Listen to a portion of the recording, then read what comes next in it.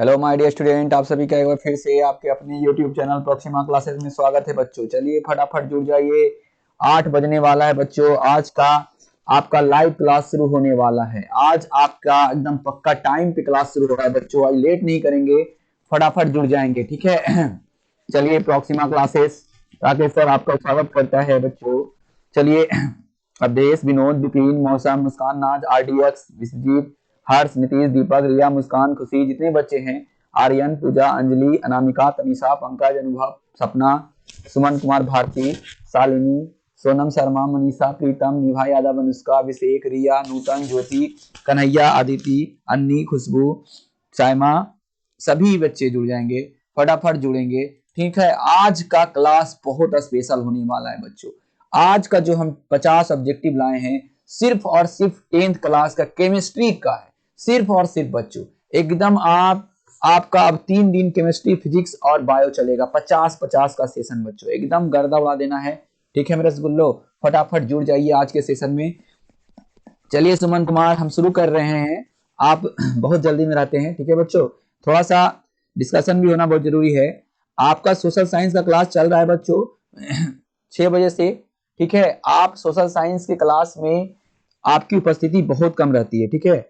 आप जो है अपना उपस्थिति जो है दर्ज कराइए बच्चों, ठीक है। आप नहीं दर्ज कराने पर आपका क्या होगा, आप जो है जो एग्जाम देने जा रहे हैं बच्चों, आप 10th का एग्जाम देंगे इस साल, आपका बहुत प्रॉब्लम होगा, ठीक है मेरे रसगुल्लो, बहुत प्रॉब्लम होने जा रहा है। सोशल साइंस का ऑब्जेक्टिव में देखिए बच्चों, कोई भी सब्जेक्ट का ऑब्जेक्टिव हो, आपको कोई मदद नहीं करेगा। ऑब्जेक्टिव आपको खुद से करना है मेरे रसगुल्लो, ठीक है, खुद से करना है, याद रखिएगा, ठीक है। चलिए चलते हैं लेट ना करते हुए आज के पहले क्वेश्चन पे।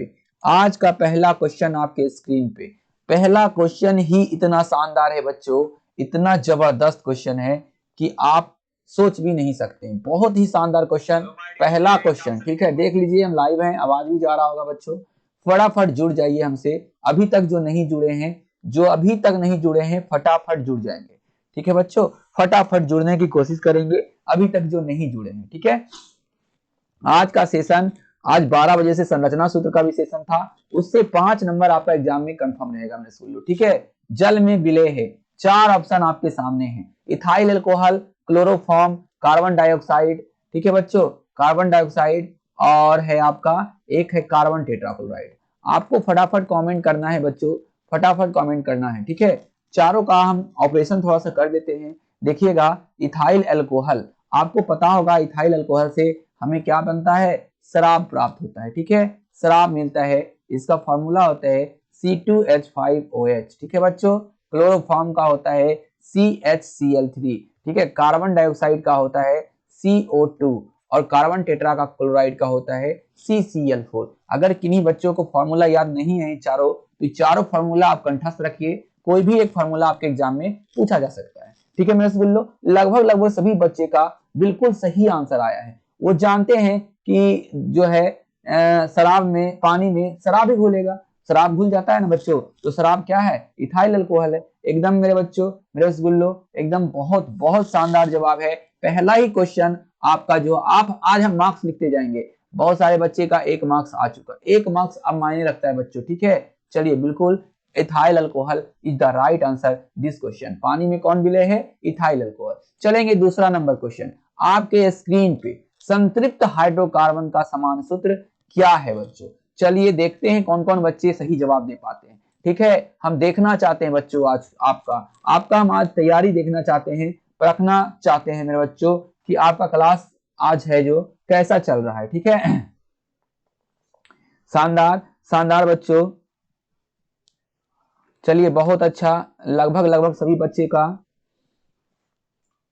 चलिए बच्चों, बिल्कुल, संतृप्त हाइड्रोकार्बन का समान सूत्र क्या है, CnH2n+1, CnH2n+2, CnH2n-1, CnH2n-2। संतृप्त हाइड्रोकार्बन देखिए बच्चों किसे कहा जाता है, हम आपको बता दे रहे हैं। पहले हम सबको थोड़ा सा पोस्टमार्टम कर देते हैं। CnH2n+1 हो जाता है एल्कीन। देखिए बच्चों, थोड़ा सा धैर्य रखिए, आप ये भी सीख रहे हैं। अगर एल्कीन का नहीं, एल्कीन नहीं, एल्कील हो जाएगा बच्चों, ठीक है, ला हो जाएगा, एल्कील। ये भी पूछ सकता है आपके एग्जाम में, इसको आर से सूचित करते हैं, ठीक है। आप देखते होंगे केमिस्ट्री में बराबर देखे होंगे, आर लगा हुआ रहता है, उसी का फॉर्मूला। ये हो गया बच्चों एल्केन। देखिएगा आपका आज जो संरचना सूत्र हुआ उसमें भी था, डायरेक्टली पूछ सकता है बच्चों एल्केन का समान सूत्र बताइए, आपको यही फॉर्मूला बताना है। ये हो गया आपका, ये हो गया एल्काइन, ठीक है बच्चों, एल्काइन। और ये जो -1 दिया हुआ बच्चा, ये किसी भी यौगिक का फॉर्मूला नहीं होता है, ये गलत दिया हुआ है। हाँ, अगर ये -1 नहीं रहता तब एल्कीन हो जाता, ठीक है, क्लियर। तो संतृप्त हाइड्रोकार्बन किसको बोला जाता है बच्चों? मीथेन, इथेन, प्रोपेन, ठीक है। संतृप्त मतलब होता क्या है सर, हमको नहीं मालूम है संतृप्त मतलब क्या होता है। देखिएगा बच्चों, एक होता है संतुष्ट इंसान, एक होता है असंतुष्ट इंसान। संतुष्ट इंसान का मतलब होता है कि जो पूरी तरीके से संतुष्ट हो। देख लीजिए मीथेन, देखिए संतुष्ट है, ये दिखा देते हैं, आप समझ जाइएगा आप कि संतृप्त और असंतृप्त किसको कहते हैं। देखिए ये मीथेन चारों बॉन्ड इसका कार्बन का पूरा है, ये कहलाएगा संतृप्त, ठीक है, संतृप्त है। ये संतुष्ट है, संतृप्त है, संतृप्त, ठीक है, ये संतृप्त है। अब असंतृप्त किसको कहेगा सर? तो देखिए C2H2 एसिटिलीन है, इसका संरचना क्या हो जाएगा बच्चों? CCHH, ठीक है। और यहाँ पे देखो, यहाँ पे इसको और चाहिए, यानी ये असंतृप्त हो जाएगा, असंतृप्त। हमें विश्वास है बच्चों कि आज आपको संतृप्त और असंतृप्त क्लियर हो गया होगा।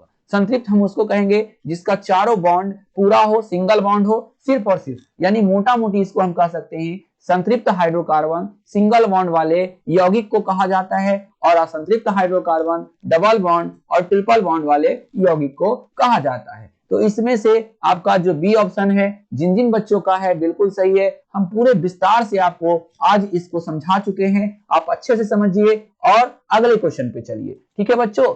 इस क्वेश्चन जो पिछला क्वेश्चन था बच्चों, आपका 5 से 6 क्वेश्चन क्लियर हुआ, ठीक है। चलिए तीसरा में, निम्न में कौन समावेशिता प्रदर्शित करता है? चलते हैं 4 ऑप्शन पर, इसका भी पोस्टमार्टम करेंगे। आज हम सारे क्वेश्चन का पोस्टमार्टम करेंगे। मीथेन आप फॉर्मूला जानते हैं बच्चों, CH4, ठीक है। इथेन C2 हो जाएगा, कितना हो जाएगा?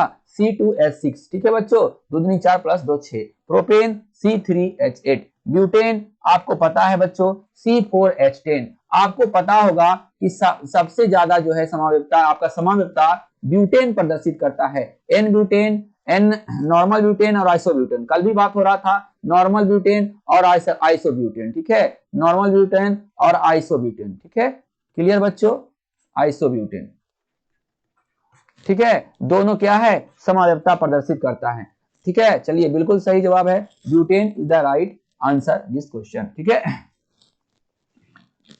चलिए चौथा नंबर क्वेश्चन आपके स्क्रीन पे आ रहा है, आप देखेंगे और फटाफट जवाब देंगे। ऐसे कार्बनिक यौगिक जिनके अणुसूत्र समान होते हैं, एकदम TTI क्वेश्चन है, परंतु संरचनात्मक सूत्र भिन्न भिन्न होते हैं, क्या कहलाते हैं बच्चों? फटाफट आज चलेगा सेशन, आपका सेशन लेट नहीं होगा बच्चों, एकदम खाली जो भी उसको पोस्टमार्टम करने में लगे, बाकी एकदम फटाफट चलेगा। कह रहा है कि वैसे यौगिक का नाम बताइए जिसका अणुसूत्र समान हो परंतु संरचना सूत्र क्या हो? भिन्न हो, वो क्या कहलाते हैं? समस्थानिक कहलाते हैं, समभारिक कहलाते हैं, समावयवी कहलाते हैं, या बहुलीकरण कहलाते हैं? 4 ऑप्शन आपके सामने है, फटाफट कमेंट करेंगे। लगभग सभी बच्चे का बिल्कुल सही आया है बच्चों। कह रहा है अणुसूत्र, अभी दिखाए हम ब्यूटेन का, देखिए ब्यूटेन का होता है C4H10, ठीक है बच्चों। इसको हम नॉर्मल ब्यूटेन कैसे लिखते हैं देखिएगा, नॉर्मल ब्यूटेन हो गया, देखिए संरचना सूत्र एक होता है, ठीक है, संरचनात्मक सूत्र भिन्न भिन्न होते हैं। देखिए 3 2 5 2 7 3 10, इसको कहते हैं नॉर्मल ब्यूटेन, ठीक है, नॉर्मल ब्यूटेन। अब आइसोब्यूटेन का फॉर्मूला देख लेंगे जरा हम, कार्बन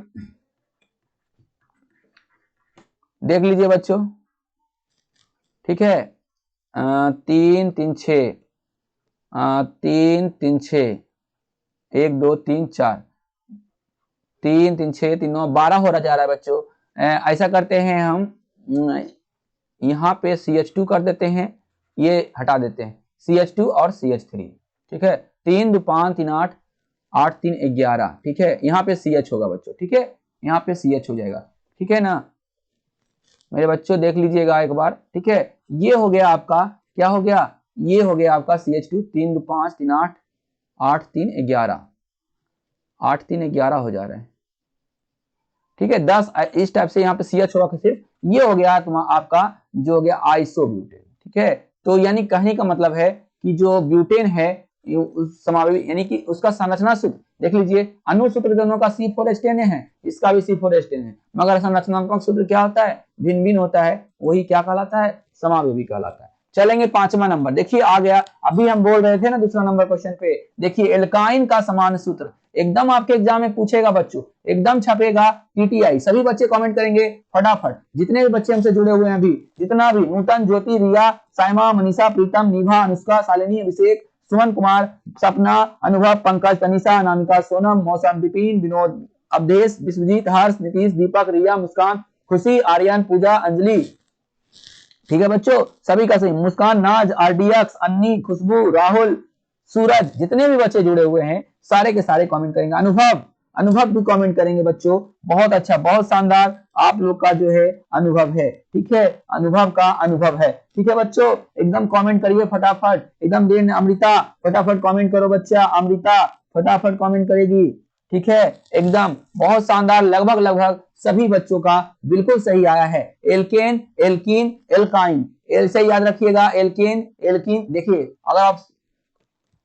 अगर ऑपरेशन करने का बारी आया तो ये एल्कीन, ये हो गया आपका एल्केन, -1 तो कोई फॉर्मूला होता ही नहीं है, बच गया क्या, B is the right answer this question, ठीक है बच्चों, एकदम 100% बच्चे का इस बार सही आंसर था। चलिए तनिषा फटाफट जवाब दीजिएगा, किण्वन का उदाहरण कौन सा है, 4 ऑप्शन आपके सामने हैं बच्चों, किण्वन किसका उदाहरण है, दूध का खट्टा होना, गीले आटे का खट्टा होना, या गन्ने के रस से शराब का बनना, 3 ऑप्शन आपके सामने, और चौथा है बच्चों इनमें से सभी। 4 ऑप्शन आपके सामने हैं, फटाफट कमेंट करेंगे मेरे रसगुल्लो, ठीक है, फटाफट कमेंट करेंगे। चलिए बहुत मजा आने वाला है आज के सेशन में, बिल्कुल मेरे बच्चों, लगभग सभी बच्चे का बिल्कुल सही आया है, इनमें से सभी इज द राइट, ठीक है। किण्वन का काम ही होता है बच्चों कोई चीज को खट्टा करना, ठीक है, तो देखिए ये भी खट्टा हो रहा है, ये भी खट्टा हो रहा है, और शराब जो होता है वो किण्वीकरण द्वारा ही बनाया जाता है, दूध से दही भी बनता है तो किण्वीकरण ही होता है, ठीक है मेरे बच्चों। या आपका ब्रेड बनता है, देखे होंगे ब्रेड अगर खाते होंगे तो हल्का उसमें खट्टापन होता है, इसी के कारण से होता है, किसके कारण से माय डियर स्टूडेंट, तो किण्वन के कारण से। ओके माय डियर स्टूडेंट, चलते हैं नेक्स्ट क्वेश्चन पे। नेक्स्ट क्वेश्चन आपके स्क्रीन पे आ चुका है, देखेंगे और एकदम फटाफट कमेंट करेंगे मेरे स्कूल, फटाफट। माय डियर स्टूडेंट, निम्न में से किस धातु का भू प्रॉपर्टी में सर्वाधिक बाहुल्य है, मतलब कि पृथ्वी के जो भू प्रॉपर्टी पर है उसमें से सबसे ज्यादा धातु पूछ रहा है बच्चों, अधातु नहीं पूछ रहा है, ये ध्यान रखिएगा, ठीक है। अधातु अगर पूछता तो ऑक्सीजन हो जाता। देखिए इस क्वेश्चन का हम पोस्टमार्टम कर रहे हैं, अगर अधातु पूछता बच्चों, ठीक है, तो याद रखिएगा आंसर हो जाएगा ऑक्सीजन, फंसिएगा मत, कहीं अधातु पूछा और मार दीजिएगा आप जो इसमें आंसर है वो गलत, तो गलत हो जाएगा। मैग्नीशियम आपका संकेत आप जानते हैं Mg होता है, सोडियम का Na होता है, एल्युमिनियम का Al होता है, आयरन का Fe होता है। तो एटॉमिक नंबर सबका याद होगा 12, 11, 13, 26। क्लियर बच्चों, इतना हम पोस्टमार्टम कर चुके हैं। अब चलिए फटाफट बताइएगा, बिल्कुल सभी धातु है मगर एल्यूमिनियम जो है सबसे ज्यादा धातु का जो है, पृथ्वी के जो ऊपरी परत है उसमें सबसे ज्यादा एल्यूमिनियम पाया जाता है मेरे बच्चों, मेरे रसगुल्लो। लगभग 100% बच्चे का बिल्कुल सही आंसर आया है। चलेंगे 8वें नंबर क्वेश्चन पे, आपके स्क्रीन पे है 8वां नंबर क्वेश्चन कह रहा है एसिटिलीन का मूलानुपाती सूत्र। मूलानुपाती सूत्र मतलब होता है बच्चों जिससे जो निकला हो, जिससे उत्पन्न हुआ हो, उसके बारे में आपको बताना है। जैसे हमारा मूल क्या है, हमारे माता पिता हैं, उसी तरह एसिटिलीन का मूलानुपाती सूत्र क्या होगा। चलिए पहले एसिटिलीन का फॉर्मूला देख लेते हैं। एसिटिलीन का फॉर्मूला होता है C2H2, जो कि इसमें कोई भी नहीं है, ना ये है, ना ये है, ना ये है, ना ये है, ठीक है, चारों में से कोई नहीं है बच्चों, ठीक है। मगर इसका मूलानुपाती सूत्र पूछ रहा है, आप देखेंगे मूलानुपाती सूत्र में कार्बन और हाइड्रोजन, अगर 2 और 2 हटा देंगे दोनों से तो क्या बचेगा मेरा सुन, कार्बन और हाइड्रोजन, या कार्बन और hydrogen is the right answer this question, ठीक है बच्चों। अच्छा देखिए अगर कोई पूछ दे C2H4 का मूलानुपाती सूत्र क्या होगा, तो बच्चों इसका हो जाएगा CH2, ठीक है, इसका मूलानुपाती सूत्र हो जाएगा, मूलानुपाती सूत्र CH2, क्योंकि 2 2 ही खत्म होगा। क्लियर बच्चों, क्लियर है। चलेंगे अगले क्वेश्चन पे। 9वां नंबर क्वेश्चन आपके स्क्रीन पे आ रहा है, देखेंगे बहुत ही शानदार आज का क्वेश्चन। आज का क्वेश्चन जो 50 नहीं करेंगे अच्छे से वो बहुत बड़ा बदनसीब होंगे मेरे नजर में बच्चों।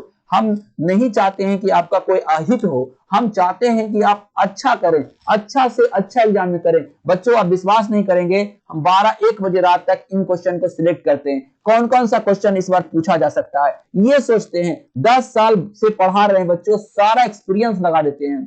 सोच लीजिए 10 साल से हम पढ़ा रहे हैं, 11 से शुरू किए थे बच्चों, आज तक पढ़ा रहे हैं और लगभग हर साल हमारे बच्चे टॉप करते हैं। कारण है बच्चों, हम बच्चे के पीछे मेहनत, बच्चे भी हमारे बहुत मेहनती हैं, ये हमें विश्वास है। आप भी टॉप कीजिएगा, बस अपने ऊपर विश्वास रखिए और अपने मेहनत के ऊपर विश्वास रखिए। चलिए मेरे बच्चों फटाफट माय डियर स्टूडेंट बताइएगा, कार्बनिक यौगिक के सूक्ष्म जीवों द्वारा धीरे धीरे अपघटित होने वाली क्रिया को क्या कहते हैं। जैसे हम दूध में अगर जोरन डाले तो रात भर धीरे धीरे उसमें अपघटित होने वाली क्रिया होगा, उसको क्या कहेंगे बच्चों, फटाफट कमेंट करेंगे, फटाफट करेंगे बच्चों। आपका सामने 4 ऑप्शन है, जी हाँ, चारों का अगर हम पोस्टमार्टम करें तो क्लोरीकरण कहा जाता है कि मान लीजिए किसी में मान लीजिए हाइड्रोजन प्लस क्लोरीन, ठीक है, आपका ये जो है अभिक्रिया करेगा तो हाइड्रोक्लोरिक अम्ल हुआ, ये हो गया क्लोरीनीकरण, ठीक है। बहुलीकरण मतलब होता है बहुत सारा जुड़ना, जैसे ऑक्सीजन है, हाइड्रोजन है, ठीक है, कोई और भी है बहुत सारा जुड़ जाए, उसको कहेंगे हम बहुलीकरण। आसमान आप जानते हैं बच्चों शुष्क श्रावण किया जाता है, ठीक है जी बिल्कुल। इस क्वेश्चन का बिल्कुल सही आंसर किण्वन हो जाएगा, किण्वन इज द राइट आंसर, ठीक है। समुद्र का पानी जो है आसमान विधि से ही शुद्ध किया जाता है, आप याद रखिएगा, किण्वन is the right answer. 9 number question यानी 9 नंबर क्वेश्चन का बिल्कुल राइट आंसर है बच्चों किण्वन, फर्मेंटेशन, ठीक है, fermentation is the right answer this question. चलेंगे 10वें नंबर क्वेश्चन आपके स्क्रीन पे आ चुका है, निम्न में से किसका उपयोग पेट की अम्लीयता को हटाने के लिए किया जाता है। बच्चों कल भी हम इस पर डिस्कस कर रहे थे कि जब हमारे पेट में गैस हो जाता है, एसिडिटी हो जाता है तो एंटासिड का प्रयोग किया जाता है, वहां पे था एंटासिड लिखा हुआ, ठीक है, उसी एंटासिड का यहाँ नाम दे दिया गया है। बहुत सारा एंटासिड होता है, एक दो नहीं, हम कल इनो बताए थे, आपका बताए थे ना बच्चों, एंटासिड याद है ना, इनो बताए थे, सोडियम बाइकार्बोनेट बताए थे, सोडियम बाइकार्बोनेट यानी NaHCO3 बताए थे, आपको बताए होंगे ये सब, ठीक है। अजवाइन का पानी पीजिए, घरेलू उपचार है कि अजवाइन का जो पानी होता है, अजवाइन आपके घर में होगा बच्चों, उसका भी वो भी क्या होता है, क्षारीय होता है, अगर उसका भी पानी पी लीजिएगा तो आपके पेट में जो अम्ल ज्यादा बढ़ गया है वो नॉर्मल हो जाएगा। मेरे सुल्लो आपको समझ में आ रहा है,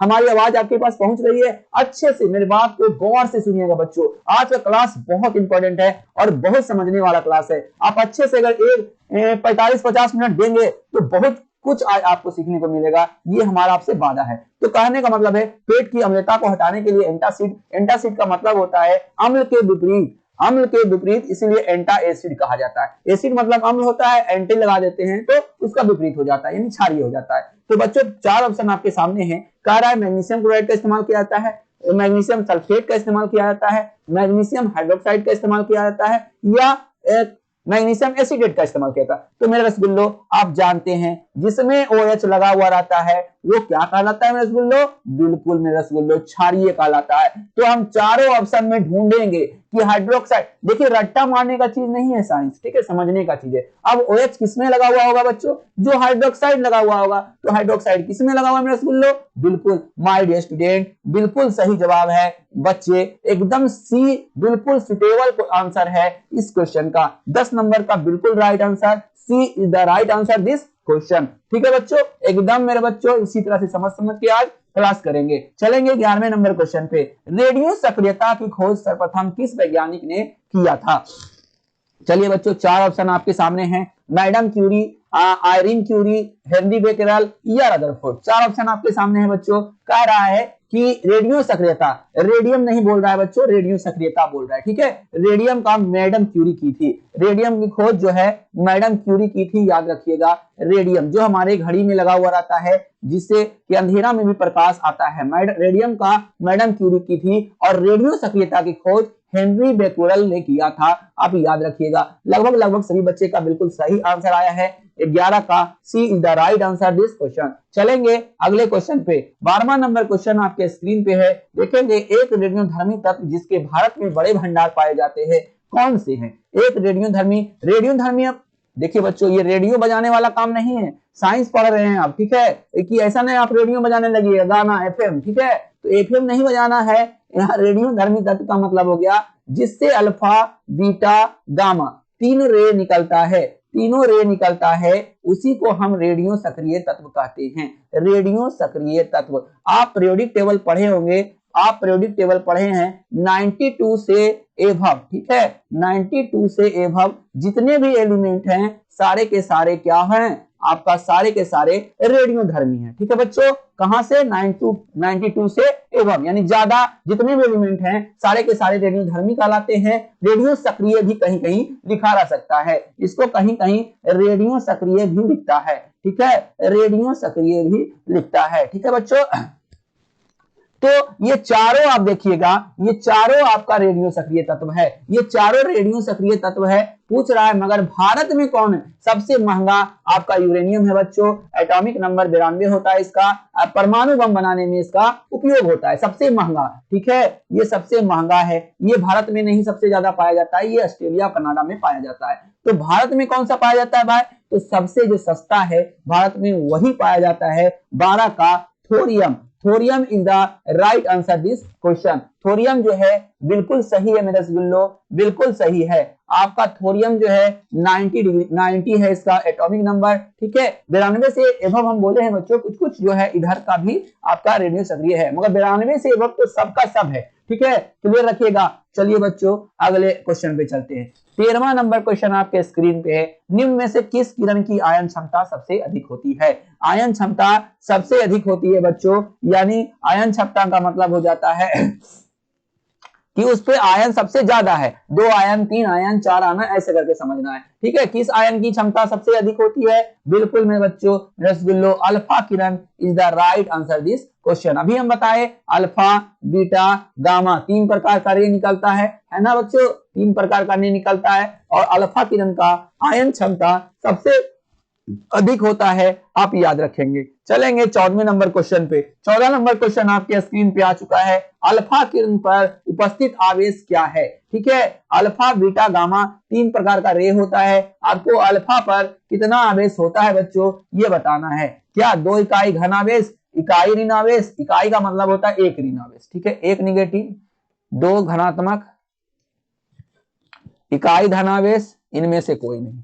4 ऑप्शन आपके सामने है बच्चों, फटाफट कमेंट करेंगे। एकदम हम ऑपरेशन कर चुके हैं इस क्वेश्चन का, बिल्कुल लगभग सभी बच्चे का बिल्कुल सही आया है। अल्फा जो है 2 पॉजिटिव रहता है, ठीक है बच्चों।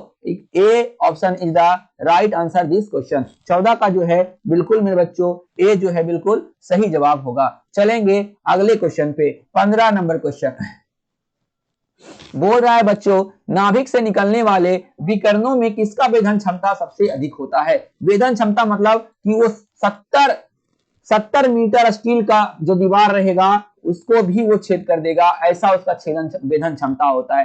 याद रखिएगा बच्चों, बहुत ही खतरनाक रे होता है गामा किरण, ठीक है बच्चों। कौन सा किरण? गामा किरण, हरा कलर का ये रे होता है, इसका जो लाइट रहता है ग्रीन रे है, ठीक है, सबसे डेंजर रे है, ठीक है।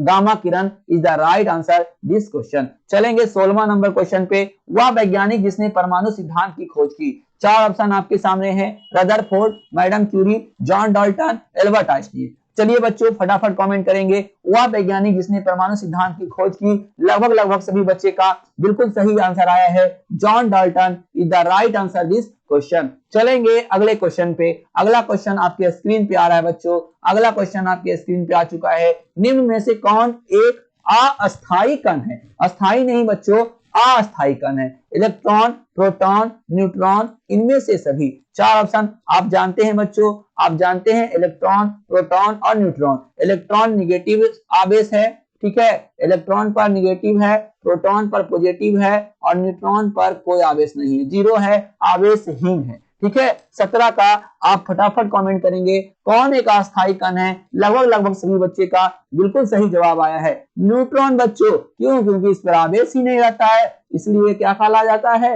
अस्थायी कण कहलाता है। चलेंगे 18वें नंबर क्वेश्चन पे। आज आपको बहुत कुछ सीखने को मिलेगा, आप लास्ट तक सेशन को बात कीजिए, लास्ट में एकदम शानदार क्वेश्चन सिलेक्ट किए हैं जो आपके एग्जाम के दृष्टिकोण से बहुत ज्यादा इंपॉर्टेंट है। चलेंगे अगले क्वेश्चन पर। पोजिट्रॉन क्या है? 4 ऑप्शन आपके सामने हैं, फटाफट देखिए और फटाफट कमेंट कीजिए। पहला है धनावेशित इलेक्ट्रॉन, दूसरा है हीलियम, तीसरा है 2 प्रोटॉन का नाभिक आवेशित, चौथा इनमें से कोई नहीं। ठीक है, 4 ऑप्शन है आपके सामने।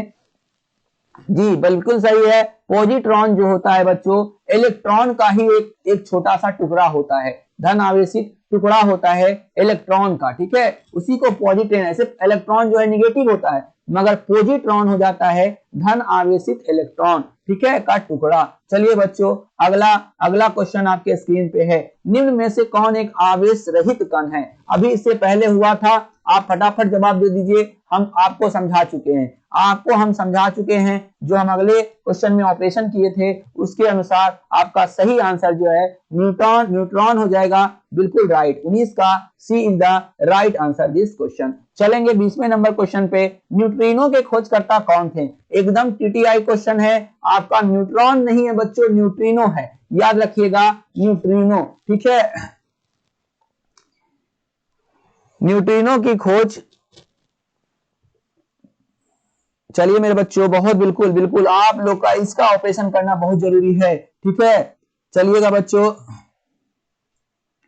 बताइए फटाफट, न्यूट्रिनो की खोज किसने किया? पहला है एडरसन, दूसरा है पॉली, तीसरा है युकावा, चौथा है गोल्डस्टीन। 4 ऑप्शन आपके सामने है, फटाफट कमेंट करेंगे मेरे रसगुल्लो। बिल्कुल सही जवाब है poly is the right answer this question. Neutrino का खोज जो है पॉली ने किया था। कब किया था बच्चों? 1930 ईस्वी में किया था, याद रखिएगा। ठीक है, याद रखिएगा मेरे रसगुल्लो। ठीक है, चलिए बच्चों अगले क्वेश्चन पे। 21वां नंबर क्वेश्चन आपके स्क्रीन पे एकदम छपने वाला है, याद रखिएगा।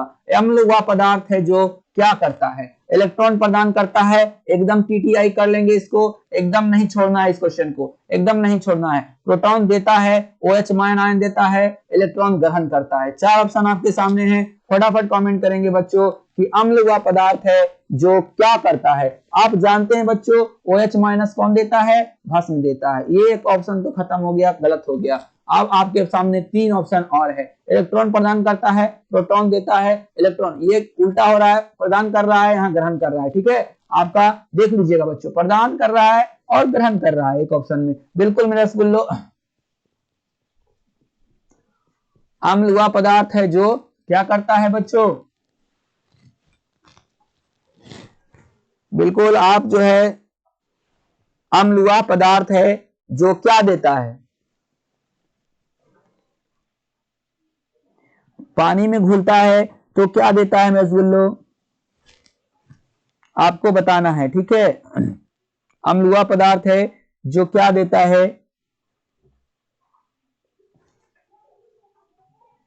अम्ल वह पदार्थ है जो इलेक्ट्रॉन ग्रहण करता है, OH- को भस्म देता है मेरे रसगुल्लो। ठीक है, बिल्कुल मेरे रसगुल्लो, क्या देगा? प्रोटॉन देगा। ठीक है, क्या देगा? इलेक्ट्रॉन को ग्रहण करता है। ठीक है, इसमें 2 आंसर सही हो रहा है बच्चों, दोनों आप लिख लीजिएगा। ठीक है, आपका 2 आंसर सही हो रहा है इसमें। प्रोटॉन, अम्ल देखिएगा, हम लिख दे रहे हैं, अम्ल जो है इलेक्ट्रॉन ग्रहण करता है, एक आंसर यहां हो गया, अम्ल इलेक्ट्रॉन ग्रहण करता है। ठीक है, एक आंसर यहां। दूसरा आंसर हो जाएगा बच्चों, प्रोटॉन को जो है क्या करता है? वो त्याग करता है, प्रोटॉन त्याग करता है। दोनों लिख लीजिएगा, अम्ल वह पदार्थ है जो प्रोटॉन को त्याग करता है, यानी बी और डी आंसर बिल्कुल राइट है मेरे स्कूलों। ठीक है, आप इसको नोट डाउन कर लीजिएगा अगर ये आपके लिए नया है तो। ठीक है, क्लियर बच्चों, चलते हैं 22 नंबर क्वेश्चन पे। 22 नंबर क्वेश्चन है, भस्म का स्वाद कैसा होता है? बहुत ही रसगुल्ले जैसा स्वाद इसका नहीं होता है, आप बताएंगे। मीठा, खट्टा, स्वादहीन, खारा। खट्टा तो आप जानते हैं बच्चों अम्ल का होता है। ठीक है, क्या होता है? खट्टा अम्ल का। स्वादहीन तो हो ही नहीं सकता है। मीठा आप रसगुल्लों का होता है, रसगुल्ला का होता है। ठीक है, मीठा किसका होता है? रसगुल्ला का होता है। तो खारा या कड़वा, जी हाँ बिल्कुल सही है, लगभग 100% बच्चे का बिल्कुल सही आंसर आया है। चलेंगे 23वें नंबर क्वेश्चन में। किसी ठोस पदार्थ को बिना द्रव में बदले सीधे बाष्प अवस्था में परिवर्तित होने को क्या कहते हैं? पहला ऑप्शन है आसवन, दूसरा है क्वथनांक, तीसरा है ऊर्ध्वपातन, चौथा है संघनक। 4 ऑप्शन आपके सामने हैं, फटाफट कमेंट करेंगे। कह रहा है कि मान लीजिए लोहा है, वो बिना पिघले कि एक ही बार क्या बन जाए, वाष्प बन जाए, इस घटना को हम ऊर्ध्वपातन कहते हैं।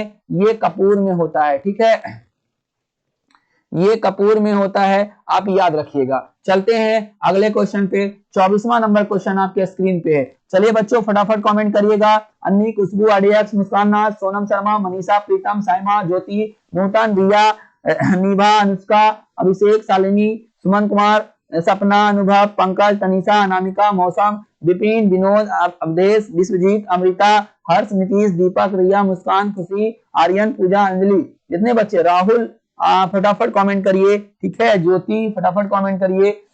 चलिए बहुत अच्छा बच्चों, लगभग सभी बच्चे का। विपिन आप भी जल्दी जल्दी कमेंट कीजिए। जल में घुलनशील भस्म को क्या कहते हैं? अम्ल, लिटमस, लवण या क्षार?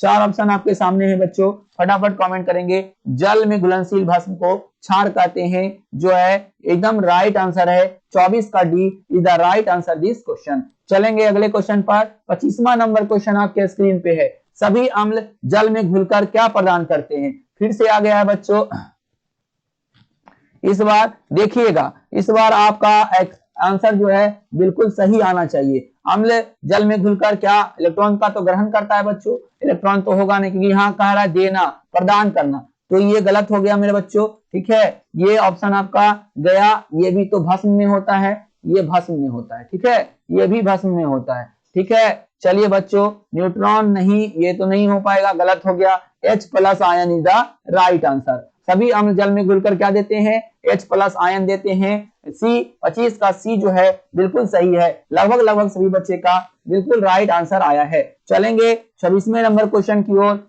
NaCl के परमाणु किस बंधन से जुड़े होते हैं? चलिए बच्चों, NaCl के बारे में हम थोड़ा चर्चा कर लेते हैं। NaCl जो है, NaCl साधारण नमक है बच्चों, और ये पॉजिटिव होता है और ये निगेटिव होता है। एक दूसरे को क्या करता है? ये इलेक्ट्रॉन का आदान प्रदान करता है, ठीक है, इलेक्ट्रॉन का क्या करता है? आदान प्रदान करता है, ठीक है बच्चों। आपका इलेक्ट्रॉन का आदान प्रदान करके कैसा बंधन बना लेता है? चलिए 4 ऑप्शन आपके सामने हैं। वैद्युत संयोजक बंधन, दूसरा है संयोजन बंधन, तीसरा है सहसंयोजक बंधन, चौथा है इनमें से कोई नहीं। बहुत ही एकदम TTI क्वेश्चन है, आपके एग्जाम में छपने वाला क्वेश्चन है ये, ठीक है, एकदम मिस नहीं करेंगे। फटाफट कमेंट करेंगे बच्चों, फटाफट कमेंट करेंगे, ठीक है। 26 का बिल्कुल लगभग सभी बच्चे का बिल्कुल सही आंसर आया है, बिल्कुल सही आंसर आया है गुल्लो आप लोग का। हम जैसा कि देख पा रहे हैं, वैद्युत संयोजक बल बिल्कुल राइट आंसर, पहला जो है बिल्कुल सही जवाब है। वैद्युत संयोजक बल is the right answer this question. चलिए बच्चों अगले क्वेश्चन पे चलते हैं।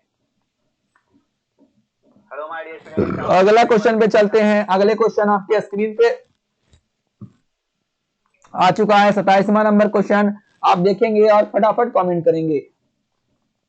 27वां नंबर क्वेश्चन आपके स्क्रीन पे है। कह रहा है निम्न में से किन 2 कार्बनिक यौगिक का मूलानुपाती सूत्र समान है? मूलानुपाती सूत्र समान पूछ रहा है बच्चों, आप ध्यान दीजिएगा, ठीक है। पहला है एथिलीन एवं एसिटिलीन, दूसरा है मीथेन एवं मीथेन, तीसरा है प्रोपेन एवं ब्यूटेन, चौथा है एसिटिलीन एवं बेंजीन, ठीक है। एसिटिलीन और बेंजीन देखेंगे। फॉर्मूला एसिटिलीन का होता है C2H2, इसका होता है C6H6। देखिए मूलानुपाती सूत्र बोला है, आप जानते हैं 2 से 2 कट जाएगा और 6 से 6 कट जाएगा बच्चों, ठीक है। इसका भी बचेगा CH और इसका भी बचेगा CH। किसका बराबर हो गया? एक ही ऑप्शन से पता लग गया मेरे बच्चों, जी हाँ। आपका अगर इस पर देखना है प्रोपेन पर, तो देख लेते हैं C3H8। ब्यूटेन का होता है बच्चों C4H10। क्या बराबर होगा? ये 3 है, ये 4 है, ये 8 है, ये 10 है, नहीं बराबर होगा, गलत। उसी तरह मीथेन और इथेन का देखना है तो CH4, इथेन का देखना है तो C2H6। कहां से बराबर होगा? नहीं होगा बच्चों। यानी हम आपको एक चीज सिखा चुके हैं कि मूलानुपाती सूत्र जब भी पूछेगा तो काट करके जो आता है वही मूलानुपाती सूत्र होता है। और ये एसिटिलीन और बेंजीन का बिल्कुल मेरे बच्चों, आप ऐसे अगर तुक्का लगाते तो कभी एसिटिलीन और बेंजीन नहीं लगाते आप। जब तक आप नहीं समझिएगा, जब तक आप सही से नहीं लगा पाइएगा। फिर से एक बार समझ लीजिए, मूलानुपाती सूत्र जब भी बोलेगा तो जितना भी रहेगा बच्चों, जैसे ये हो गया एसिटिलीन का, ये हो गया आपका बेंजीन का, 6 से 6 खत्म, 2 से 2 खत्म, क्या बचा? यहाँ भी CH बचा और यहाँ भी CH बचा, दोनों का मूलानुपाती सूत्र समान। बाकी देख लीजिए किसी में भी मूलानुपाती सूत्र समान नहीं होगा। चलेंगे अगले क्वेश्चन की ओर। 28वां नंबर क्वेश्चन आपके स्क्रीन पे है, देखेंगे और फटाक सा कमेंट करेंगे। जल, अमोनिया तथा मीथेन के परमाणु किस बंधन से जुड़े होते हैं? 4 ऑप्शन आपके सामने आ रहा है, देखिए और फटाफट कमेंट करेंगे। ठीक है, जल, अमोनिया तथा मीथेन के परमाणु किस बंधन से जुड़े होते हैं? 28 का बिल्कुल सही जवाब है मेरे बच्चों, सहसंयोजक बंधन is the right answer this question. सहसंयोजक बंधन जो है बिल्कुल सही जवाब है। चलेंगे बच्चों 29वां नंबर क्वेश्चन, एकदम टीटीआई से भी टीटीआई, अगर नहीं पढ़े हैं तो आज एकदम इसको कंठस्थ कर जाइए। मीथेन जो होते हैं CH4 होते हैं, इसका आकृति कैसा होता है? आपको जवाब देना है बच्चों, आपको जवाब देना है।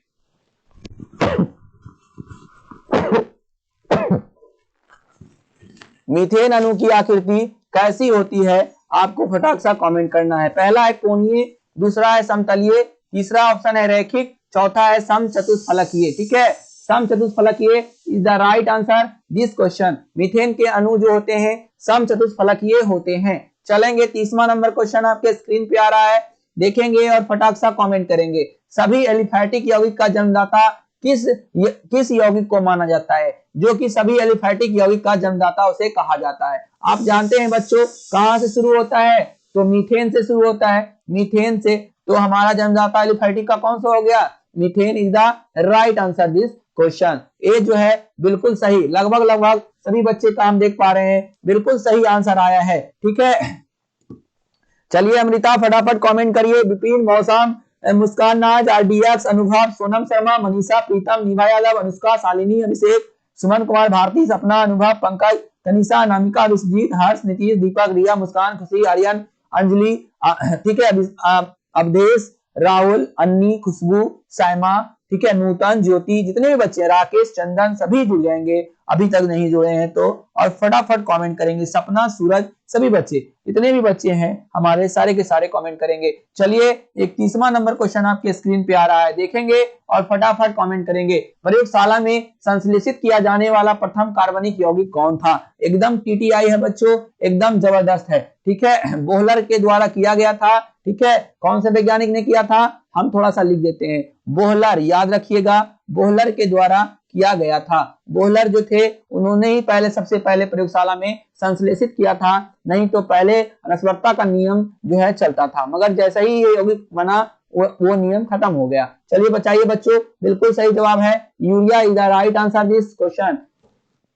यूरिया जो है बिल्कुल सही जवाब है। यूरिया में 46% नाइट्रोजन होता है बच्चों, याद रखिएगा 46% नाइट्रोजन। आपसे पूछा जा सकता है यूरिया में कितना परसेंट नाइट्रोजन रहता है। आप अगर किसान हैं तो आप यूरिया के बोरे पे देखे होंगे, यूरिया जो खाद होता है उस पर 46% नाइट्रोजन लिखा हुआ रहेगा। चलिए ठीक है बच्चों, ऐसे निकालिएगा भी तो 46% ही आएगा। चलते हैं 32वां नंबर क्वेश्चन में। प्रकृति में सबसे अधिक मात्रा में पाए जाने वाला कार्बनिक यौगिक कौन सा है? प्राकृतिक में यानी पूरे प्रकृति में सबसे अधिक मात्रा में पाए जाने वाला कार्बनिक यौगिक कौन सा है? 4 ऑप्शन आपके सामने हैं, ग्लूकोज, फ्रक्टोज, सुक्रोज या सेलुलोज।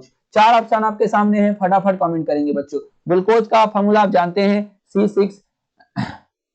C6H6O11, ठीक है बच्चों, या O12। ग्लूकोज का फॉर्मूला आपको पता है, ठीक है। सुक्रोज का, फ्रक्टोज का, सबका एक ही होता है, सेल्यूलोज का खाली अलग हो जाता है बच्चों, ठीक है, आपको बताना है। फटाक सा बताइए बच्चों, ठीक है।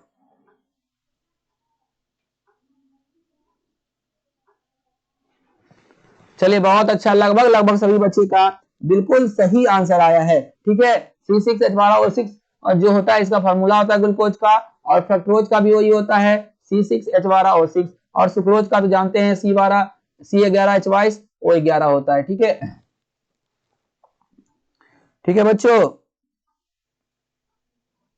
चलिए फटाफट कमेंट, बिल्कुल लगभग सभी बच्चे का बिल्कुल सही आंसर आया है। Cellulose is the right answer this question. प्राकृतिक में पाया जाने वाला सबसे जो ज्यादा है बच्चों वो क्या है? सेल्यूलोज है, सबसे ज्यादा जो है सेल्यूलोज पाया जाता है, ठीक है। क्लियर मेरे रसगुल्लो, एकदम। चलिए चलते हैं अगले क्वेश्चन पे।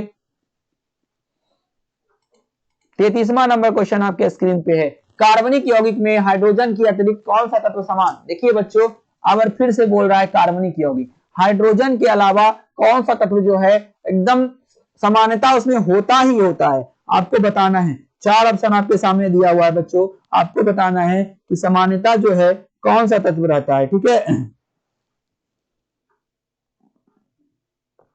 आपको फटाफट जवाब देना है बच्चों। 4 ऑप्शन, कार्बन, नाइट्रोजन, गंधक, फास्फोरस। 4 ऑप्शन आपके सामने है। कार्बन है, ठीक है, नाइट्रोजन है, सल्फर है, गंधक को सल्फर कहा जाता है, फास्फोरस P4 होता है, सल्फर S8 होता है, नाइट्रोजन N2 होता है, कार्बन सिर्फ C होता है। फॉर्मूला सबका लिख चुके हैं, फटाफट बताइएगा बच्चों। 33 का बिल्कुल बिल्कुल में बच्चों, कार्बनिक यौगिक में हाइड्रोजन के अतिरिक्त क्या रहेगा? कार्बन रहेगा। कार्बनिक यौगिक है तो कार्बन तो रहेगा ही। ठीक है बच्चों, चलिए अगला चलते हैं। 34वां नंबर स्क्रीन पे आपके है, लगभग सभी बच्चे का बिल्कुल सही है, एकदम तगड़ा क्वेश्चन, एकदम इंपॉर्टेंट क्वेश्चन आपके एग्जाम में देखने को मिलेगा। 1 से 2 IUPAC ने, ठीक है, आपका कार्बनिक चैप्टर का नाम है कार्बन और उसके यौगिक, कार्बन और उसके यौगिक। ये चैप्टर से आपके एग्जाम में लॉन्ग टाइप, शॉर्ट टाइप बहुत भरा हुआ रहेगा बच्चों, आप देख लीजिए उनके यौगिक। इसी चैप्टर से है, कह रहा है एथिलीन का IUPAC नाम आपको बताना है। एथिलीन का IUPAC नाम क्या होता है? तो एथिलीन वाला तो प्रोपीन तो हो नहीं सकता है बच्चों, एक बढ़ेगा नहीं बचेगा, बढ़ेगा, या तो एथीन होगा या तो एथाइन होगा। चलिए बताइए बच्चों, बिल्कुल मेरे सुन लो। एथिलीन जो है किस ग्रुप का है? एल्कीन ग्रुप का है। एल्कीन में इन जुड़ जाएगा, ethene is the right answer this question. Ethylene का IUPAC नेम जो है एथीन होगा। चलेंगे 35वां नंबर क्वेश्चन आपके स्क्रीन पे आ गया है, फिनॉल। फिनॉल का चलिए हम पोस्टमार्टम करेंगे। फिनॉल कैसा यौगिक है? एलिफैटिक, एरोमेटिक, एलिसाइक्लिक, विषम चक्रीय। आपके सामने 4 ऑप्शन है, ठीक है। फिनॉल का सूत्र होता है C6H5OH, ठीक है। और अगर ऐसे देखना है तो फिनॉल का सूत्र जो होता है ऐसा होता है, देखिएगा बच्चों, OH। आपको बताना है फिनॉल कैसा यौगिक है, एलिफैटिक है, एरोमेटिक है, एलिसाइक्लिक है या विषम चक्रीय है। 4 ऑप्शन आपके सामने है, फटाफट कमेंट करेंगे। लगभग लगभग बिल्कुल राइट आंसर है। फिनॉल कैसा यौगिक है बच्चों? तो एरोमेटिक यौगिक है, ठीक है। कैसा है? एरोमेटिक यौगिक है। क्लियर मेरे रसगुल्लो? चलिए चलते हैं अगले क्वेश्चन पे। अगला क्वेश्चन आपके स्क्रीन पे है, 36 नंबर क्वेश्चन आपके स्क्रीन पे आ चुका है। वह पदार्थ जो जलकर उष्मा प्रदान करते हैं क्या कहलाते हैं? 4 ऑप्शन आपके सामने हैं, देखेंगे और फटाफट कमेंट करेंगे। पहला है कोयला, दूसरा है ज्वालक, तीसरा है उष्मादायक, चौथा है ईंधन। यहाँ बोल क्या रहा है बच्चों? जलने वाला तो सब है, ये भी जल जाएगा, ये भी जल जाएगा, ये भी जल जाएगा। उष्मादायक जलेगा नहीं। देखिए यहाँ क्या कह रहा है, वह पदार्थ जो जलकर, ठीक है, जलने वाला तो सब है, उष्मा प्रदान करते हैं वह क्या कहलाते हैं। ये नहीं पूछ रहा है कि कौन सा पदार्थ जल के उष्मा प्रदान कराएगा। जी बिल्कुल सही है, लगभग लगभग सभी बच्चे का उष्मादायक is the right answer this question. यानी 36 का सी जो नंबर ऑप्शन जो है बिल्कुल सही होगा, ठीक है। 36 का C is the right answer. चलेंगे 37वें नंबर क्वेश्चन पे। व्यापारिक वैसलीन, वैसलीन का हम लोग यूज करते हैं ठंडे के दिनों में। आपको बताना है व्यापारिक वैसलीन जो है कैसे बनाया जाता है,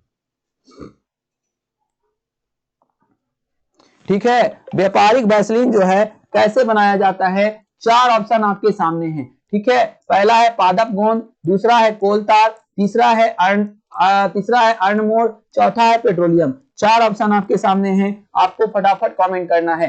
पहला है व्यापारिक वैसलीन किससे निकाला जाता है? कोलतार, पादप गोंद, अर्णमोड़ या पेट्रोलियम। 4 ऑप्शन आपके सामने बच्चों, बिल्कुल लगभग लगभग सभी बच्चे का बिल्कुल सही जवाब आया है। Petroleum is the right answer this question.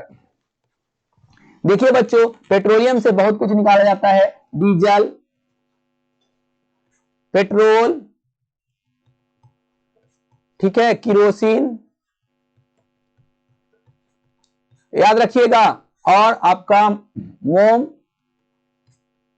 ठीक है, वैसलीन, ये सारे के सारे जो है पेट्रोलियम से ज्ञात या निकाले जाते हैं। प्राकृतिक गैस, ठीक है, सारे के सारे पेट्रोलियम से निकाले जाते हैं। चलेंगे बच्चों 38वें नंबर क्वेश्चन पे। 38वां नंबर क्वेश्चन आपके स्क्रीन पे है, देखेंगे और फटाक सा कमेंट करेंगे, ठीक है। कार्बन मोनोऑक्साइड तथा नाइट्रोजन गैस के गैसीय मिश्रण को क्या कहा जाता है? 4 ऑप्शन आपके सामने हैं, 4 ऑप्शन आपके सामने है बच्चों, फटाफट कमेंट करेंगे। कार्बन मोनोऑक्साइड मतलब हो गया CO प्लस नाइट्रोजन N2। ये दोनों का मिश्रण को हम क्या कहेंगे आपको बताना है। ये दोनों का मिश्रण को पहला ऑप्शन है कोल गैस, दूसरा है जल गैस, तीसरा है प्रोड्यूसर गैस या वायु अंगार गैस, चौथा है प्राकृतिक गैस। चार ऑप्शन आपके सामने है, फटाफट कमेंट करिए रसगुल्लो। लगभग सभी बच्चे का बिल्कुल सही आंसर आया है, प्रोड्यूसर गैस या वायु अंगार gas is the right answer this question. Producer gas या वायु अंगार गैस जो है बिल्कुल सही है माय डियर स्टूडेंट। चलेंगे 39वें नंबर क्वेश्चन पर, आपके स्क्रीन पे है, नॉर्मल ब्यूटेन तथा आइसोब्यूटेन का द्रवीभूत किया हुआ मिश्रण क्या कहलाता है। ठीक है, आपको बताना है, पहला है जल गैस, दूसरा है कोल गैस, तीसरा है प्रोड्यूसर गैस और चौथा है जो घर में हम इस्तेमाल करते हैं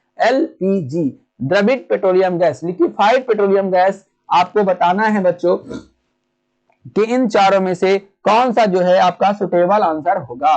ठीक है, फटाफट कमेंट कीजिए बच्चों, फटाफट कमेंट करिए। ठीक है, देर नहीं कीजिए, एकदम देर नहीं करना है। चलिए बच्चों फटाफट कमेंट कर दीजिए। बिल्कुल लगभग सभी बच्चे का हम देख पा रहे हैं, आंसर बहुत ही सटीक आया है। नीवा, नूतन, ज्योति, साइमा, अन्नी, खुशबू, अनुभव, सोनम, अनामिका, तनिषा, पंकज, अनुभव, सपना, सुमन कुमार, शालिनी, अंजलि, पूजा, आर्यन, खुशी, मुस्कान, दिया, दीपक, नीतीश, हर्ष, विरजीत, अमिता, विनोद, अवधेश, विपिन, मौसा, मुस्कान, RDX, राहुल, सूरज, जितने भी बच्चे जुड़े हुए, सपना, रोशन, सभी बच्चे का, चंदन, सभी बच्चे का लगभग, नीतीश सरकार आपका भी सही है, बिल्कुल सही जवाब आया है। द्रवीभूत petroleum gas is the right answer this question. ठीक है बच्चों, एकदम जो LPG हम इस्तेमाल करते हैं उसमें नॉर्मल ब्यूटेन तथा आइसोब्यूटेन होते हैं। चलिए 40वां नंबर क्वेश्चन आपके स्क्रीन पे आ चुका है। सुरक्षा की दृष्टि से खाना पकाने वाला LPG गैस सिलेंडर में क्या भरकर गैस को गंधयुक्त बनाया जाता है। एकदम TTI है बच्चों, एकदम इस क्वेश्चन को नहीं छापिएगा तो समझ लीजिए कोई क्वेश्चन को नहीं छापिएगा, एकदम में रसगुल्लो। पहला है हीलियम, दूसरा है अमोनिया, तीसरा है एथिल लगा दीजिएगा बच्चों। ठीक है, एथिल मरकैप्टन। ठीक है, एथिल मरकैप्टन आपका जो है बहुत इंपॉर्टेंट क्वेश्चन है। एथिल मरकैप्टन ये जो है गंध के लिए मिलाया जाता है बच्चों, इसका आप फॉर्मूला भी लिख लीजिएगा C2H5SH। ठीक है, C2H5 एथिल मरकैप्टन, SH मतलब मरकैप्टन हो जाता है। ठीक है, ठीक है बच्चों, आपका क्लियर हो गया। चलिए मेरे रसगुल्लो फटाफट जवाब दे दीजिए, आपके सामने है ethyl mercaptan, C is the right answer this question. Ethyl mercaptan बिल्कुल सही जवाब है, इसमें जो है गंध के लिए एथिल मरकैप्टन मिलाया जाता है, इसलिए हमें तुरंत पता लग जाता है कि कहीं पे भी गैस का रिसाव हो रहा है। चलेंगे आपके सामने 41वां नंबर क्वेश्चन आपके स्क्रीन पे आ चुका है, देखेंगे और फटाफट कमेंट करेंगे। 41वां नंबर क्वेश्चन कह रहा है उत्प्रेरक, आप जानते हैं बच्चों कोई भी रिएक्शन होता है तो उत्प्रेरक कार्य करता है। उत्प्रेरक ऐसा पदार्थ है जो रासायनिक अभिक्रिया के वेग को क्या करता है बच्चों, घटाता है, बढ़ाता है, परिवर्तित करता है, इनमें से कोई नहीं। आपको बताना है बच्चों देखिएगा, आपको हम एक एग्जांपल दे रहे हैं मोटा मोटी, कहीं पे आग लगा हुआ है। ठीक है, कहीं पे आग लगा हुआ है, दो वस्तु आपके सामने है उत्प्रेरक के रूप में, पहला है घी, दूसरा है पानी। आग लगा हुआ कहीं, ठीक है, पहला है आपके पास घी और दूसरा है पानी। अगर घी डालेंगे तो आग पर क्या प्रभाव पड़ेगा, आग क्या होगा बच्चों, बुझ जाएगा। आप तो यही सोचिएगा कि कहीं आग लगा हुआ है वहां घी हम डाल दें, है ना, तो आग क्या हो जाएगा और बढ़ जाएगा, है ना, बढ़ जाएगा मतलब वो बढ़ाता है। उत्प्रेरक क्या करता है, किसी रासायनिक अभिक्रिया को बढ़ाता है। अब पानी है, पानी अगर आग में डालेंगे तो क्या हो जाएगा, घट जाएगा। यानी उत्प्रेरक क्या करता है, घटाता है।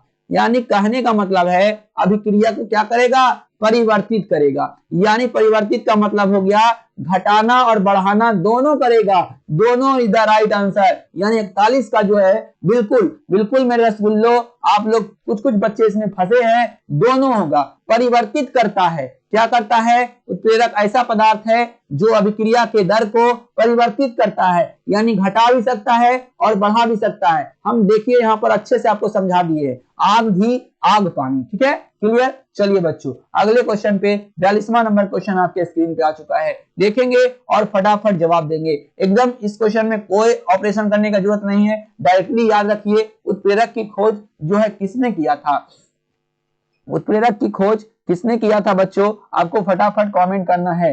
ठीक है, आपको फटाफट कमेंट करना है कि उत्प्रेरक की खोज जो है किसने किया था। चलिए बच्चों फटाफट फटाफट बताइए, देर नहीं करिए, ठीक है, देर करने से कोई फायदा नहीं होने जा रहा है। आज का सेशन में लेट का कोई जगह नहीं है। चलिए हम आपका सही आंसर बिल्कुल Berzelius is the right answer this question. Berzelius जो है बिल्कुल सही है। उत्प्रेरक की खोज जो है किसने किया? बर्जीलियस ने किया। चलेंगे 43वें नंबर क्वेश्चन आपके स्क्रीन पे आ चुका है। जब अभिकारक और उत्प्रेरक, देखिए एक तरफ अभिकारक होता है, एक तरफ उत्प्रेरक आयरोपीय उत्प्रेरक होता है, दोनों की भौतिक अवस्था समान होती है तो उत्प्रेरक क्या कहलाते हैं? ठीक है, कहने का मतलब है बच्चों, देखिए हम समझा दे रहे हैं इसको अच्छे से, आप अच्छे से समझ लीजिए। कहने का मतलब है कि अभिकारक, जैसे हम हाइड्रोजन प्लस ऑक्सीजन, ये हमारा गैस है, ठीक है, ये गैस है, और यहां पर भी हमारा गैस हो जाए, उत्प्रेरक है ये उत्प्रेरक यहाँ पे रहता है, ठीक है, एरो पे। अगर दोनों गैस हो जाए, दोनों गैस हो जाए तो ये उत्प्रेरक क्या कहलाएगा? यही क्वेश्चन बोल रहा है कि जब, देखिएगा क्वेश्चन बोल रहा है जब अभिकारक और उत्प्रेरक दोनों की भौतिक अवस्था, भौतिक अवस्था मतलब होता है जो ठोस हो तो ठोस हो, गैस हो तो गैस हो, या द्रव हो तो द्रव हो, दोनों समान होती है तो उत्प्रेरक क्या कहलाएगी? बिल्कुल मेरे रसगुल्लो, लगभग सभी बच्चे का बिल्कुल सही आंसर है। उत्प्रेरक is the right answer this question. समान उत्प्रेरक क्या हो जाएगा? समान, जब दोनों समान होंगे तो समान उत्प्रेरक। चलेंगे अगले क्वेश्चन पे। अगला क्वेश्चन 44वां नंबर आपके स्क्रीन पे है, देखेंगे और जवाब देंगे। जब अभिकारक और उत्प्रेरक दोनों की भौतिक अवस्था अलग अलग होती है तो उत्प्रेरक क्या कहलाता है? ठीक है, जब अभिकारक और उत्प्रेरक दोनों की भौतिक अवस्था अलग अलग होती है तो उत्प्रेरक क्या कहलाती है?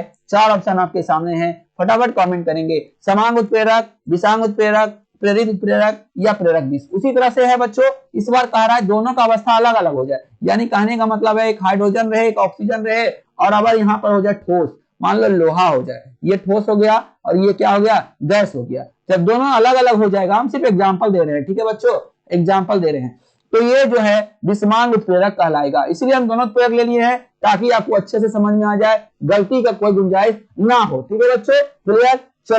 चलेंगे बच्चों 45वें नंबर क्वेश्चन पे। 45वां नंबर क्वेश्चन आपके सामने है।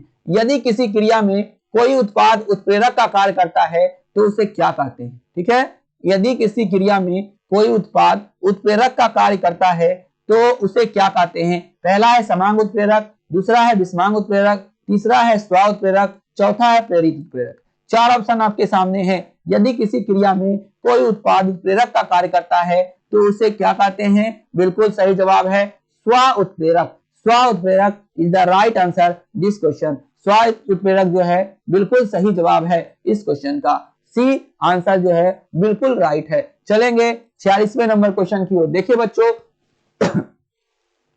आज का ये सेशन बहुत शानदार है। आप इन क्वेश्चनों को याद कीजिए। हमें उम्मीद है कि 10 से 15 क्वेश्चन तो आपके एग्जाम में आएगा ही आएगा, क्योंकि आपका जो क्वेश्चन का वेटेज है इस बार 80 क्वेश्चन का है। ठीक है, आप उन्हीं क्वेश्चन को सिलेक्ट कीजिएगा बच्चों जो आप एकदम 100% जानते हो। कंफ्यूजन वाला क्वेश्चन सिलेक्ट करके आप गलत नहीं कीजिएगा अपने एग्जाम में, ठीक है, एकदम बच्चों, ठीक है। चलिए बच्चों फटाफट कमेंट करिएगा, द्रव सोना के नाम से कौन जाना जाता है?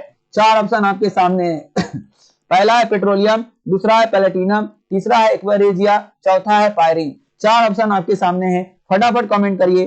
फटाफट राकेश, चंदन, कन्हैया, अदिति, फटाफट नूतन, ज्योति, सायमा, रिया, प्रीतम, मनीषा, सोनम, तनीषा, फटाफट कमेंट करिए। अनामिका, अमृता, अवधेश, विपिन, मौसा, मुस्कान, आरडीएक्स, फटाफट कमेंट करो बाबू। सभी द्रव सोना के नाम से बिल्कुल लगभग 100% बच्चे का बिल्कुल सही आंसर आया है petroleum. Petroleum is the right answer this question, ठीक है, पेट्रोलियम जो है बिल्कुल सही आंसर आया है। द्रव सोना का जो नाम होता है वो पेट्रोलियम होता है।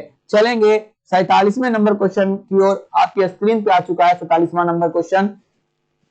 कह रहा है निम्न में से कौन सा मार्स गैस के नाम से जाना जाता है? हम उसी दिन बताए थे बच्चों, एक दिन और बताए थे, आज भी बता दे रहे हैं।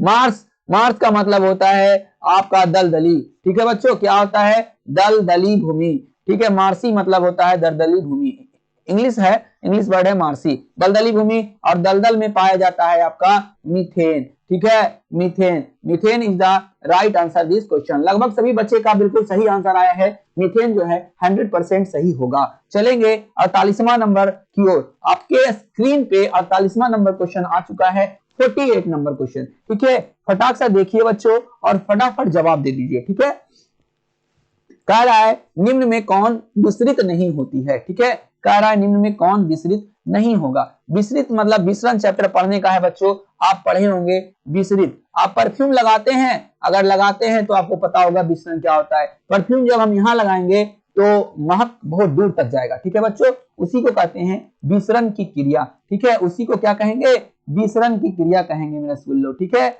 चलिए अगले क्वेश्चन पे चलते हैं।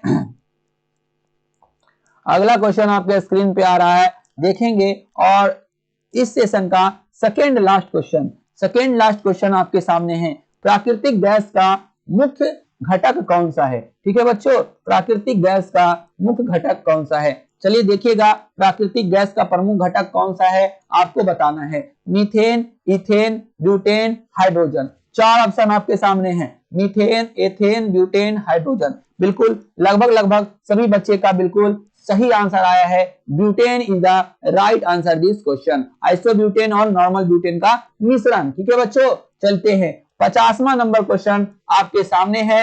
इस सेशन का अंतिम क्वेश्चन, सबसे शानदार क्वेश्चन इस सेशन का। ठीक है, आप इस सेशन का अंतिम क्वेश्चन है, गलत करने की संभावना आपका 0% होना चाहिए। आप इस क्वेश्चन को 100% राइट मारिए। एकदम टीटीआई है 10th बोर्ड एग्जाम के लिए, बोर्ड एग्जाम 2022। ठीक है बच्चों, एकदम पूछेगा, अगर नहीं पूछा तो 2023 में तो एकदम 100% लिख के ले लीजिए। ठीक है, चलिए बच्चों फटाफट इसका जवाब दे दीजिए। कार्बनिक यौगिक को रासायनिक गुण प्रदान करने वाला समूह क्या कहलाता है। बिल्कुल मेरे गुल्लो, बिल्कुल राइट जवाब है क्रियाशील मूलक। ठीक है, क्या है, क्रियाशील मूलक। जैसे bond OH, bond O, bond ether, alcohol, सभी ग्रुप का ये क्या करता है, रासायनिक गुण दर्शाता है। 50 का A is the right answer this question. तो आज का हमारा ये सेशन यही समाप्त हो रहा है मेरे गुल्लो। हमें उम्मीद है कि ये सेशन आपको अच्छा लगा होगा, आपके लिए उपयोगी होगा। अगर आपको ये सेशन अच्छा लगा है माय डियर स्टूडेंट, तो इस सेशन को आप जो है लाइक कर देंगे। और अगर कोई स्टूडेंट, मेरे प्यारे स्टूडेंट, अगर आप इस चैनल पे नए हैं तो चैनल को सब्सक्राइब कर लेंगे और बेल आइकन को जरूर दबाएंगे, क्योंकि हम आपके लिए रोज हर डे पर डे आपके लिए जो है 50 सोशल साइंस, 50 साइंस, उसके बाद 12 बजे क्लास रहता है आपका लघुतरीय प्रश्न का। आपका डेली सेशन आ रहा है बच्चों, और इसी तरह से कंटिन्यू आज के बाद डेली आते ही रहेगा। आपका एग्जाम हो जाएगा तो भी अगले साल का जो एग्जाम देंगे 2023 में, अगर आपके भाई हैं बहन हैं तो सभी को बोल दीजिए। अगर आप 11th में अगर जाएंगे अगले बार तो उसका भी क्लास कंटिन्यू हमारे चैनल पे चलते रहेगा। इसलिए आप अगर नए हैं तो चैनल को जरूर सब्सक्राइब कर लेंगे। मेरे बच्चों, आज का सेशन कैसा लगा कमेंट में जरूर बताइएगा। ठीक है, चलिए आप लोग का बहुत बहुत धन्यवाद जो हमारे सेशन को वॉच किए। चलिए आज के लिए गुड नाइट बच्चों, स्वीट ड्रीम्स, और आप जो है अच्छे से तैयारी कीजिए। अभी आपका 17 दिन बचा हुआ है। ठीक है बच्चों, चलते हैं, बाय बाय, टाटा।